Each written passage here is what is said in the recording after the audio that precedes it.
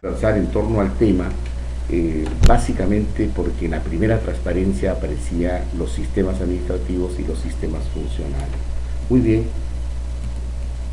Ahora bien, aparece luego la necesidad de reformar el Estado. Ustedes pueden ver ahí la diapositiva. O sea, siempre a lo largo de las renovaciones de gobierno existen banderas que se levantan, que se enarbolan en torno a poder primero dar una visión de lo que hoy es el Estado actual y la necesidad de construir una propuesta nueva de modernización del Estado, ¿no? O sea, necesitamos un Estado diferente al que existe actualmente, ¿ya? Y a eso se le llama formular una propuesta de nuevo tipo hacia una nueva gestión pública, se le llama obviamente la reforma del Estado, ¿no? Ahora, debemos en principio reconocer que en torno al tema ha existido y existe una normativa importante, diríamos que ha expresado el marco conceptual y los enfoques para reformar el Estado, y más aún ha establecido algunas metodologías y ha pretendido instrumentarlas, estas metodologías, a través de la producción normativa. Nosotros venimos hablando de la necesidad de reformar el Estado,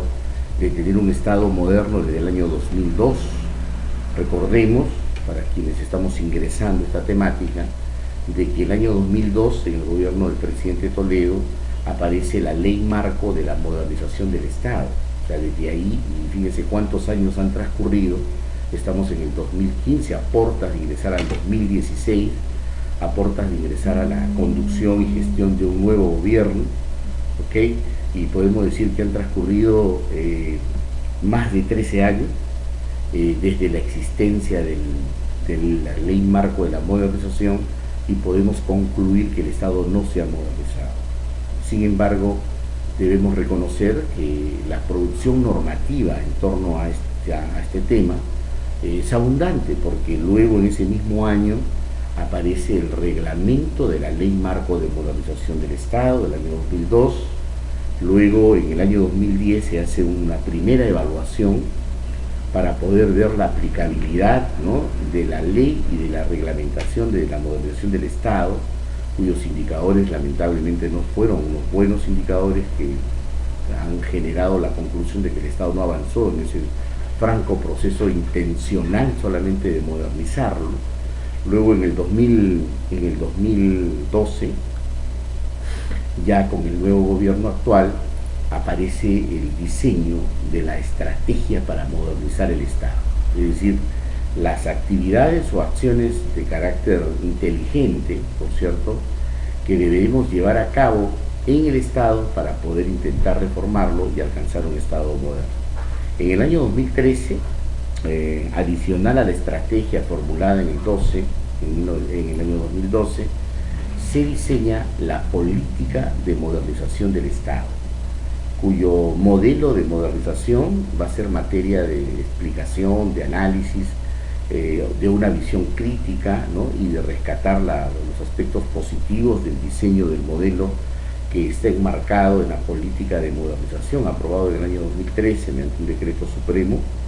Y luego ese mismo año, casi al finalizar el año 2013, aparece el plan de implementación de la estrategia y de la política de modernización del Estado. Entonces, en resumen, mire, tenemos una ley marco, tenemos un reglamento, ambos en el 2012, tenemos una estrategia del año 2012, porque la ley marco y el reglamento fueron del año 2002, el 2012 la estrategia, el 2013 la política y el plan, que contenía una programación en espacios de tiempo a llevarse a cabo por las entidades públicas en el año 2014, 2015. Había metas que se tenían que cumplir en el marco de objetivos establecidos en el plan, y por cierto había indicadores de medición sobre los avances del cumplimiento de estas metas. Sin embargo, transcurridos estos 13 años, podemos decir que el Estado sigue siendo un Estado tal cual como existía en el 2002, con algunos pequeños avances y no obstante la producción normativa a la que he hecho referencia. Podemos decir que el Estado actual En primer lugar, podemos decir que es un Estado desarticulado, o sea, no ha consolidado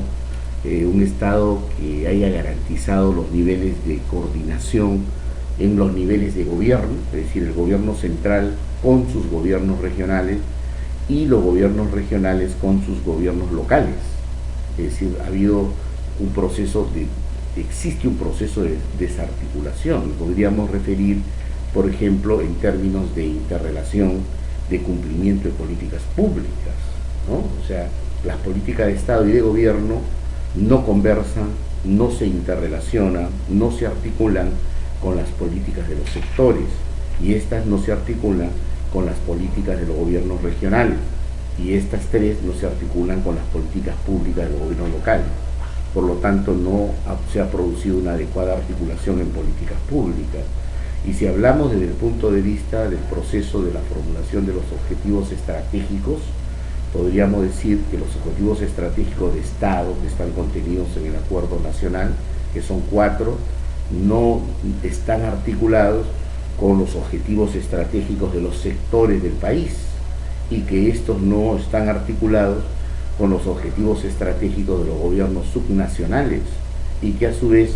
estos tres, los objetivos estratégicos de Estado, de gobierno, de los sectores y de los gobiernos subnacionales, gobiernos regionales, no articulan con los objetivos estratégicos de los gobiernos locales. Por lo tanto, el Estado actual, en esencia, solo visto desde el punto de vista de la política pública y de los objetivos estratégicos, obviamente existe un Estado desarticulado, ¿no? Ahora, ¿por qué es un Estado ineficaz? O sea, ¿por qué es un Estado ineficaz? Si lo estamos caracterizando al Estado. La ineficacia tiene que ver con cumplimiento efectivo de metas, es decir, buenos resultados en la evaluación de los indicadores, sobre todo los indicadores de impacto que generen resultados. El Estado no ha sido capaz de resolver los problemas centrales que tiene el país, ¿cierto? Pues hablamos de un Estado ineficaz. Por ejemplo, el aspecto más central, que es el concepto de los indicadores de pobreza y pobreza extrema. No obstante los avances en torno a ir, por cierto, reduciendo los indicadores de pobreza y de pobreza extrema, hoy podemos decir que la pobreza es casi el 23% de la población vive en una situación de pobreza, es decir, tiene restricciones respecto de lo que significan los servicios esenciales del Estado en educación, en salud, en alimentación, y obviamente hay un sector del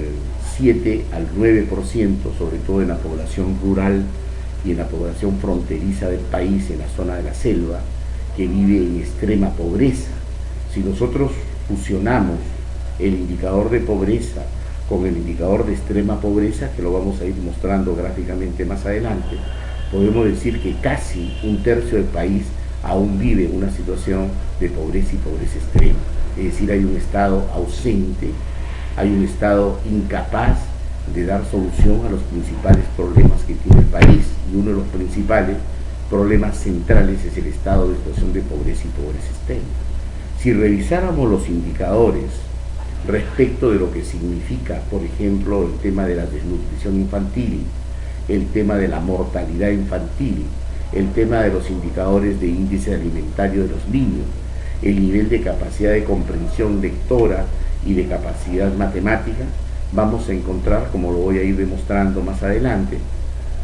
indicadores sumamente preocupantes, lo cual demuestra que el Estado no ha sido capaz de poder enfrentar en esencia esos principales problemas, porque en el país subsiste la pobreza y pobreza extrema,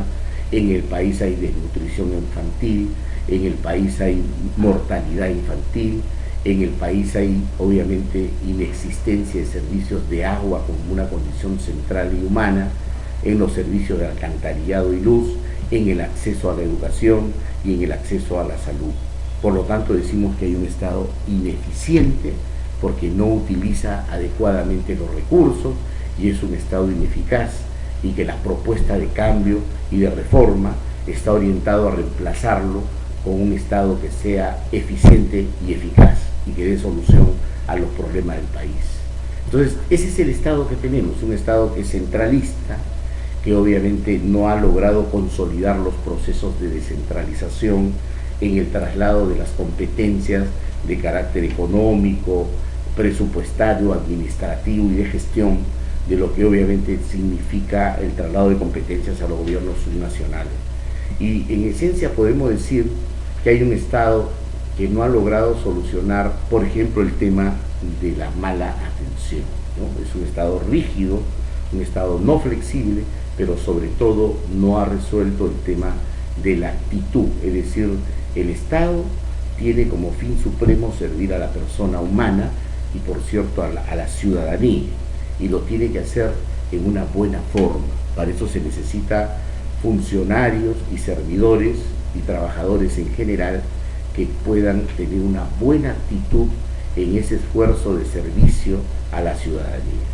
¿no? O sea, no solo se trata de funcionarios con actitud, con P, desde el punto de vista de tener una buena formación técnica, académica, profesional, sino funcionarios con una actitud de buena atención, es decir, del saludo, de la interrelación ciudadanía-Estado a través del servicio de buenas formas, del agradecimiento para conducir esta responsabilidad que el Estado tiene con la ciudadanía. Entonces, de lo que se trata es, por ejemplo, de decir que aún permanecen las colas, ¿no es cierto? Es decir, cuando el ciudadano se acerca al Estado, ¿ya?, para que el Estado le ofrezca sus servicios o sus productos que se configuran como los llamados procedimientos administrativos, observamos, por ejemplo, primero, enormes colas en las entidades públicas que no ha podido ser solucionada. Segundo, la exigencia objetiva de la presencia física del ciudadano para solicitar el servicio o el producto a las entidades del Estado, ¿ok? Mientras que en otros países, por ejemplo en Iberoamérica solamente o en Europa en general, pues no existen las colas que observamos en el país para poder otorgar los servicios y productos, pues no existe necesariamente la presencia física del ciudadano en las oficinas, en las entidades públicas, porque se ha desarrollado el concepto de la identidad digital, que a través de los medios virtuales, a través del Internet y a través de los dispositivos de computación, es posible lograr la autenticidad, o sea, la autentificación digital de la persona, y obviamente no requiere un traslado físico que implica tiempos, que implica economías, que implica riesgos, que implica, por cierto, costos en movilidad, etc. Entonces, el Estado aún requiere el concepto de la presencia física. Entonces, ¿de qué Estado moderno podemos hablar, ¿no? Mientras que en otros países ya todo, o en gran mayoría, ese proceso de interrelación es básicamente virtual. Ahora, en esa línea de pensamiento podemos decir que el Estado,